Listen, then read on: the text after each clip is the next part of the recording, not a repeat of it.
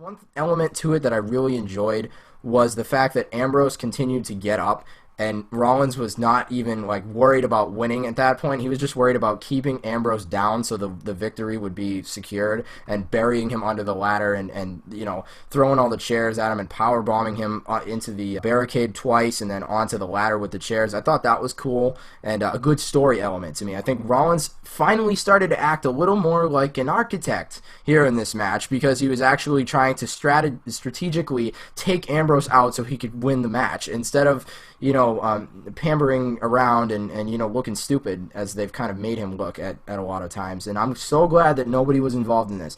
See, here's the thing. You talk about how he was an architect in this match, and I think that was WWE's intention, to book him in that way and to make it seem as if he could do this all on his own. But when you talk about the strategy and things like that, is that nullified with the way that the match ended? Because I look at that match and I look at Seth Rollins doing everything in his power to strategize, keep Dean Ambrose down, and then the finish of the fucking match, it ended by chance. Like, both of them are on top of the ladder, struggling over the championship, and I think the story that they were selling at the announce table was Dean Ambrose hit the mat with more force than Seth Rollins did, so he lost his grip on the championship. So after all of that strategy from Seth Rollins, after Seth Rollins displaying signs of being an architect, the match doesn't even end by way of his strategy. It ends with a fucking bump on the mat. And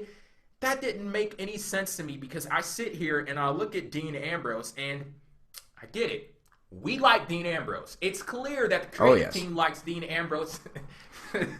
It is clear that the creative team likes Dean Ambrose as well, but I don't understand this mindset that they have where they felt the need to protect him in this situation when you're attempting to sell a story with the WWE World Heavyweight fucking Champion. And the fact that the match ended in the way that it did, if it even had the slightest chance of nullifying the story that you attempted to tell with Seth Rollins, why would you go with that ending? It didn't make any sense to me, the fact that you were sitting here attempting to protect Dean Ambrose when the story should have been Seth Rollins.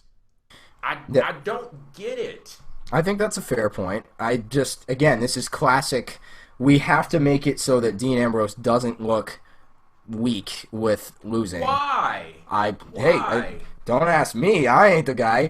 I did not make this decision, but it's unfortunate that that's the way that it ended to me as well, because of the fact that the story should have just been focused on Rollins. But I don't really have as much of an issue with it as you do, because of the fact that what I liked here is the fact that Rollins still got the win. I know it was by chance, but he still did get it. He still did come away with the title. Even if there was like a scramble for it, he did come down with it, and there was no BS. I want to go to a comment here from Dalton. Speaking of Seth Rollins and the Authority, he's in the chat right now. I don't see how this is supposed to restore the Authority's trust in Rollins with this type of ending.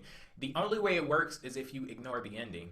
That's literally the only way it works, because how many matches have we seen where someone has gone into the match and completely dominated their opponent, and at the end, just whatever happens and that opponent ends up winning the match? So it's like you kick this guy's ass for 99% of the match, but in that 1% that comes at the end, they win. Like, do you then sit there and say, okay, that was a great dominant performance? No, because the match didn't end in the way that you wanted it to. Now, that doesn't perfectly translate over to Seth Rollins, because he actually did win the match, but for the match to end in chance, that was not a defiant victory for Seth Rollins. So I think this is a situation where WWE just couldn't get out of their own way.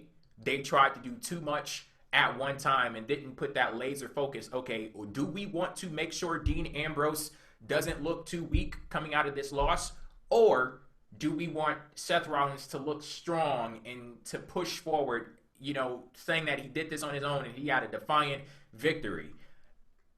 They couldn't decide to do one or the other, so they just went with both, and I think that you lost something in the process. It's like playing a zero-sum game, where shit, you're just trading off anything. You're not gaining anything in the end. You're just trading one for another.